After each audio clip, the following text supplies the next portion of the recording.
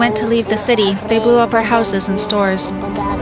People are already dying. We cannot let that happen in the 21st century on our watch when there's something we can do about it.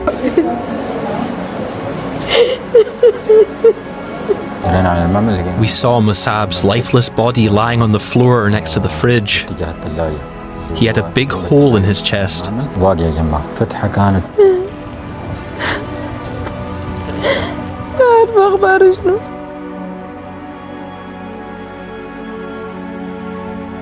In April 2023, a brutal conflict erupted in Sudan between the country's military and the Rapid Support Forces,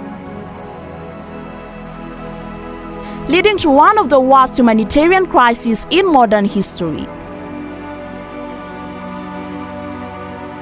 What began as a power struggle among military elites quickly descended into an all-out war,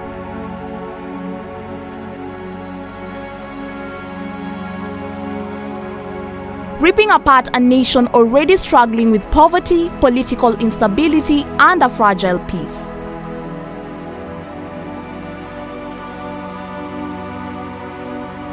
As the violence escalates, millions of Sudanese find themselves caught in a deadly cycle of destruction.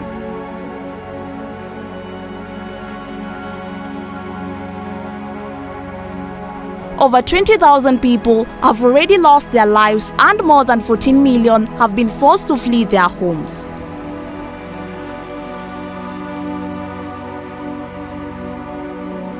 In the first few months of fighting, both sides used heavy artillery, airstrikes, and ground combat.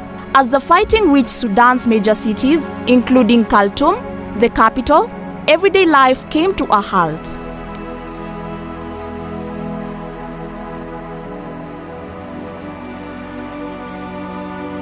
Hospitals were overwhelmed and critical infrastructure was destroyed. Amid the chaos, humanitarian organizations faced monumental challenges. Medical facilities struggled to provide life-saving treatment, and food supplies dwindled as roads became impassable. Over 16 million children are in desperate need of aid.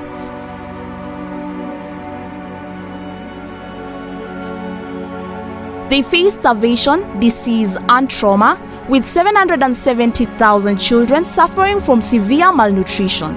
The war has left a generation in danger of never knowing what peace looks like. The United Nations has called Sudan's crisis the world's worst humanitarian disaster, with 30 million people in need of urgent assistance.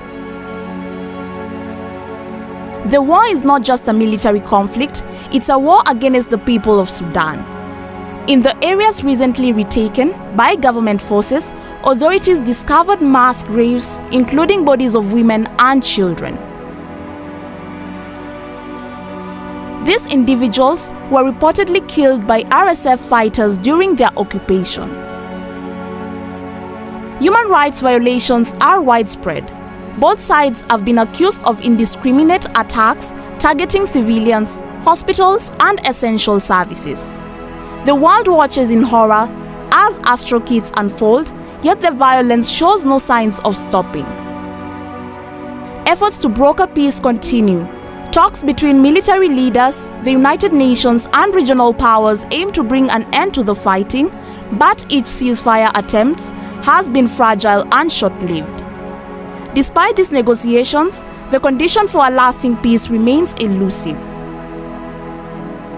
The conditions set by the warring factions, including demands for foreign aid to seize and the return of captured territories, complicate any path to a lasting ceasefire. As Sudan faces its darkest days, the question remains: how long can the people of Sudan endure? How many more lives must be lost before the world steps in with an unfilled voice for peace? While the path to peace is unclear, what is certain is that Sudan's future hinges on the resilience of its people and the commitment of the global community. It's time to stand together, to rebuild what has been broken, and to ensure that the voices of Sudan's survivors are heard.